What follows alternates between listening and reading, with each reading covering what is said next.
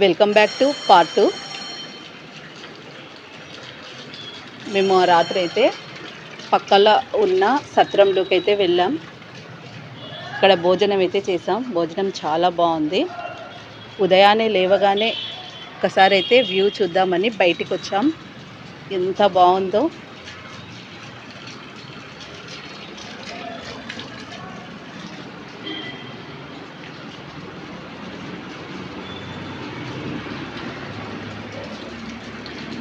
ఇక్కడ నుంచి మేము కోనేటికైతే వెళ్ళాం. పిల్లలైతే చాలా ఎంజాయ్ చేశారు. వాటర్ కూడా చాలా ప్యూర్గా ఉంది. ఇక్కడ హాలిడేస్ కావడం వల్ల చాలామంది వచ్చారు భక్తులు. మేము అక్కడి నుంచి దర్శనానికి అయితే వెళ్ళాం. ఇక్కడ ఫేమస్ వచ్చేసి యాగంటి బసవన్న. ఇది కాలజ్ఞానంలో కూడా బ్రహ్మంగారి స్వామి రాశాడు. కలియుగ అంతంన యాగంటి బసవన్న లేచి రంకె వేసేను అనేదైతే కాలజ్ఞానంలో రాసి ఉంది.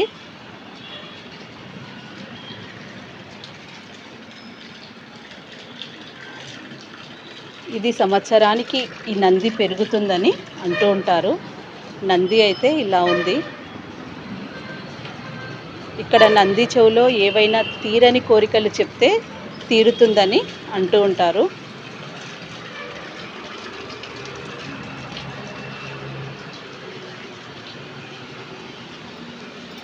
మేము కూడా ట్రై చేసాం.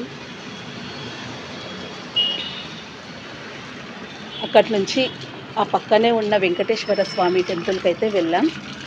ఈ వెంకటేశ్వర స్వామి టెంపుల్ కూడా ఒక గృహలో వెంకటేశ్వర స్వామి కొలువై ఉన్నాడని అంటారు. ఫస్ట్ తిరుపతిలో, సెకండ్ ఇక్కడే అని అంటారు. ఇక్కడ స్టెప్స్ కూడా చాలా నిఠారుగా ఉన్నాయి. ఇక్కడ వెంకటేశ్వర స్వామి టెంపుల్ని అయితే దర్శించుకున్నాం.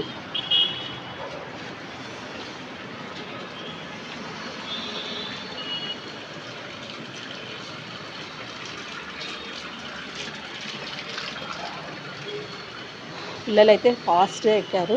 నేనైతే కొద్దిగా స్లో ఎక్కుతున్నాను ఫ్రెండ్స్.